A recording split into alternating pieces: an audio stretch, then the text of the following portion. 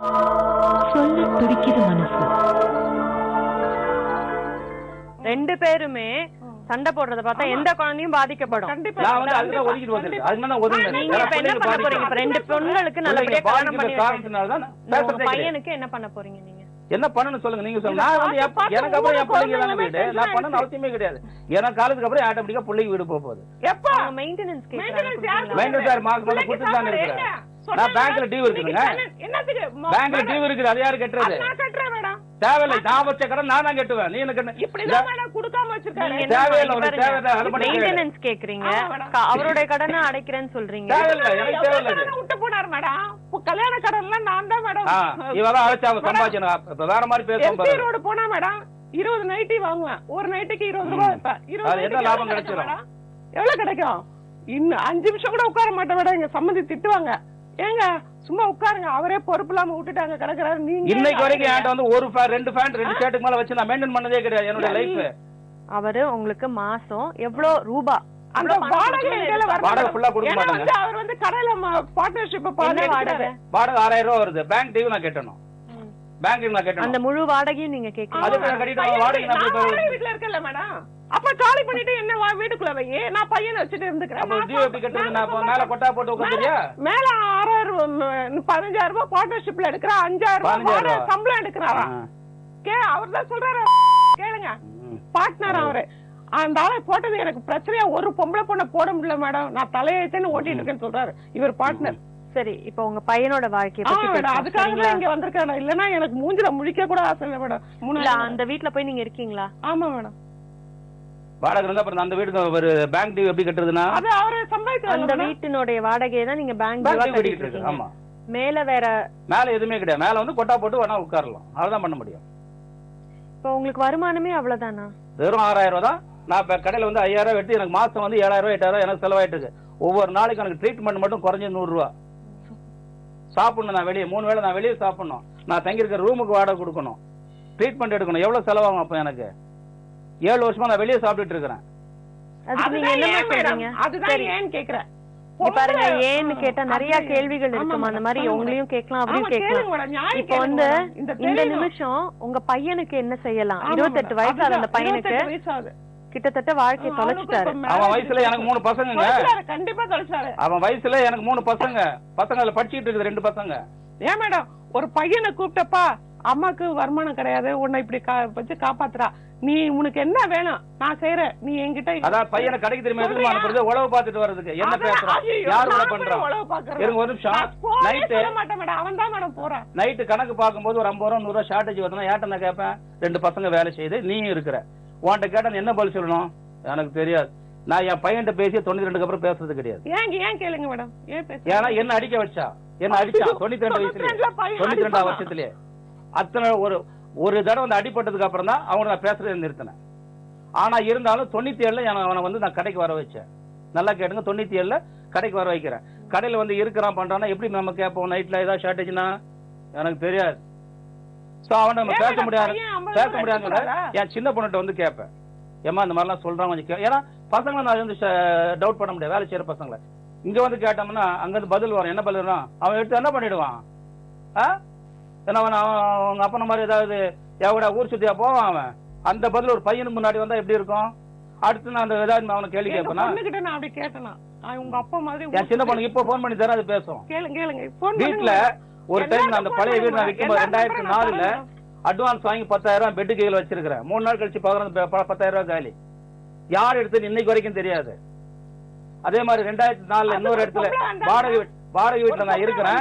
Time piece ரிப்பேர்னு வந்தா நான் சொல்றேன் 2004 உங்க பையனுக்காக சொல்லுங்க. உங்க மனைவிக்கு நீங்க எவ்வளவு மெயின்டெனன்ஸ் தர தயாரா இருக்கீங்க? பாதி வேணா கொடுக்கலாம். அதுக்கு மேல என்னால கண்டிப்பா கொடுக்கணும். ஏன்னா நான் மாசம் ஆமா அவ்வளவுதான் கொடுக்க முடியும். அவங்க 5000 வீட்டுல இருக்கட்டும் 3000 வீட்டுல இருக்கு 1000 வீட்டுல கூட அவர் வந்து கிளியரா சொல்றாரு இதுதான் என்னால கொடுக்க முடியும்னு. ஒரு 5 ரூபாய் தர மாட்டாரு மேடம். அவரு வாங்கிருக்கா மட்டும் கேளுங்க. இந்த மாசம் வாங்கிருக்கா போன மாசம் முந்தின மாசம் எல்லாரும் முன்னாடி இந்த மாசம் 2000 ரூபாய் வாங்கிருக்கா கேளுங்க. எந்த மாசம்?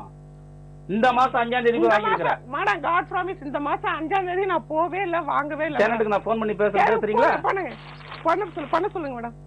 ஒரே செகண்ட் இப்ப நான் ப்ரூவ் பண்றேன் உங்களுக்கு. 5ஆம் தேதி வாங்கினாங்களா இல்லையா?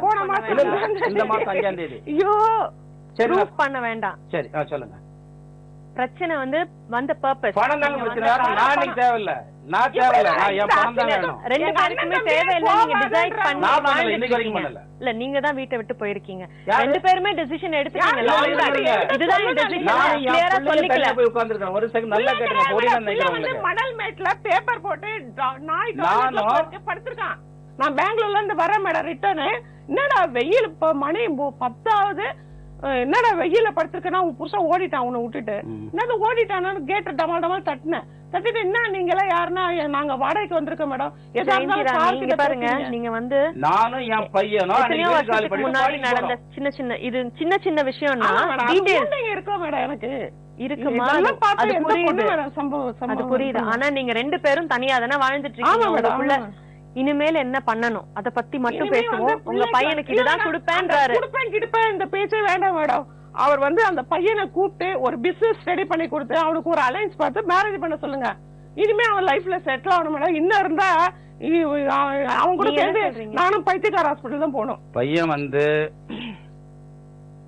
2 பேரும் ஒன்னா இருந்தா திருந்துவான், இல்லன்னா கஷ்டம். அதுதான் சொல்றேன். உங்க அண்ணன் தயாரா இருக்கீங்களா? நான் தான் ரெடியா தானே இருக்கிறேன். இன்னைக்கு நேரத்துல 7 வருஷமா அதான் சொல்லிட்டு தம்பி வீட்டுக்கிட்ட பாரு. ஒன்ன நம்பி நான் பாடிக்கு வர முடியாது. தனித்தனியாவே இருங்க. ஆனா உங்க பையனுக்கு ஒரு வழி பாருங்க. அதான் மேடம். அதுதான் நீங்க அங்க போ இங்க போன்ற அந்த பேச்செல்லாம் வேண்டாம். அந்த பையன் அடங்கவே மாட்டான் மேடம். அதுக்கு என்ன சொல்றீங்க? அவருக்கு ஒரு வேலையை ஒரு பிசினஸ் மாதிரி எதுவும் ஸ்டார்ட் பண்ணி கொடுக்க முடியுமா? ஏன்னா அவர் இன்னொருத்தர்கிட்ட வேலை பண்ற அளவுக்கு அவருக்கு திறன் கிடையாது. அப்ப நீங்க சுயமா சம்பாதிக்கிற ஒரு தாய் யாராக்குனான்ற அதுக்கு வேண்டாம், அந்த பேச்சுக்கு வேணாம். அந்த பையனுக்கு நீங்க ஒரு பிசினஸ் ஸ்டார்ட் பண்ணி கொடுக்க முடியுமா? திறமை கிடையாது. அந்த திறமை கிடையாது. வேலைக்கு போட்டு நீங்க கொஞ்ச காலம் கூட இருந்து பழக்கலாம். நல்லா தெரியுங்க. முதல்ல கொஞ்ச நாளைக்கு வேலைக்கு போகணும். எங்கயா வேலைக்கு போய் ஒரு 3 மாசம் வேற யார்கிட்டயாதுன்னா அவருக்கு அந்த திறன் இல்லன்னு போது எப்படி போக முடியும்? பிசினஸ் பண்ணா எந்த பிசினஸ் பண்ணலையும் நம்ம கொடுக்க முடியும். அவரை பத்தி முழுசா புரிஞ்சவங்க வேணா ஹெல்ப் பண்ணுவாங்க. ஆமா சரி. அந்த மாதிரி கொஞ்ச நாளைக்கு வேலைக்கு போட்டு வேலைக்கு போய் கொஞ்சம் கொஞ்சமா அவனை மாத்த முடியும். எடுத்தோட மாத்த முடியாது. அவனுக்கு போய் ஒரு நிமிஷம் இருங்க. ஒரு தொழில கத்து கொடுத்தாதான் தொழில் பண்ண முடியும். எந்த ஒரு பிசினஸ்மே எடுத்த உடனே சுயமா செய்ய முடியாது. அதுல இறங்கி கொஞ்ச நாள் வேலை செஞ்சு கத்துக்கிட்டு வந்தாதான் எந்த தொழிலுமே தனிப்பட்ட முறையில் பண்ண முடியும். அது சரிங்க. இப்ப அந்த மாதிரி செய்யறதுக்கோ கத்து கொடுக்கறதுக்கோ யாரும் இருக்காங்களா உங்க தரப்புல இருந்து? வேலைக்கு தான் அனுப்ப முடியும். எந்த இடத்துக்கு வேணாலும் என்னால வேலைக்கு அனுப்ப முடியும். சொல்லியே அவனுக்கு 60 வயசு ஆயிடும் மேடம். எங்க வேணாலும் வேலைக்கு அனுப்பலாம். ஸ்டெப் இது வரைக்கும் எடுத்திருக்கீங்களா? எத்தனைக்கு நான் அனுப்புறீங்க எனக்கு தான் தெரியும். என்கிட்ட இருக்கும் போதெல்லாம் அனுப்பிச்சிருக்கிறேன். என் கூட இருந்தான் கிட்டத்தட்ட எத்தனையோ காலமா இருந்திருக்கிறான். அத்தனை இடத்துக்கு நான் அனுப்பிச்சிருக்கிறேன். 2 நாள்ல 3 நாள்ல வந்துருவான். என்ன பிரச்சனைன்னு வந்துருவான். அங்க பிரச்சனை பண்ணிட்டு வந்துரும். ஏதாவது என்ன பிரச்சனை? அந்த பிரச்சனைக்காக தான் கவுன்சிலிங் கூட்டிட்டு போயிருக்கீங்க. அதுதான் கவுன்சிலிங் கூட்டு போறது. என்னதான் பண்ணலாம்? என்னதான் பண்ணலாம்னா ஒரே தீர்வு என்ன? அவனுக்கு தேவை ஒண்ணுதான், நல்ல சாப்பாடு, நல்ல மெடிசன், நல்ல தூக்கம். வேற வேலைக்கெல்லாம் போகணும்னு நிச்சயமா நம்ம எதிர்பார்க்க அப்படியே காலம் தள்ள முடியாது. வேற வழி கிடையாது. அதான் உண்மை. அவனா என்னைக்கு மாறுறானோ அன்னைக்கு மாத்துறது நம்ம கையில இருக்கு. எதுனா ட்ரீட்மெண்ட் கொடுக்கணும், நல்ல சாப்பாடு கொடுக்கணும், நல்ல ரெஸ்ட் கொடுக்கணும். அவனா மாறுவான். அது எப்போ நமக்கு தெரியாது. ஏன்னா வளர விட்டுட்டோம், முத்த விட்டுட்டோம். அதுக்கப்புறம் அவனா என்னைக்கு மாறி வரானா இருக்கிற வீட்டுல வாடகை வாங்கி திட்டு போற மாதிரி இருந்துகிட்டு அவ்வளவுதான். வேற ஒண்ணுமே பண்ண முடியாது. அவன் வேலைக்கு போய் சம்பாதிச்சு அவனை சுயமா காப்பாற்ற நம்பிக்கை எனக்கு இன்னைக்கு வரைக்கும் கிடையாது.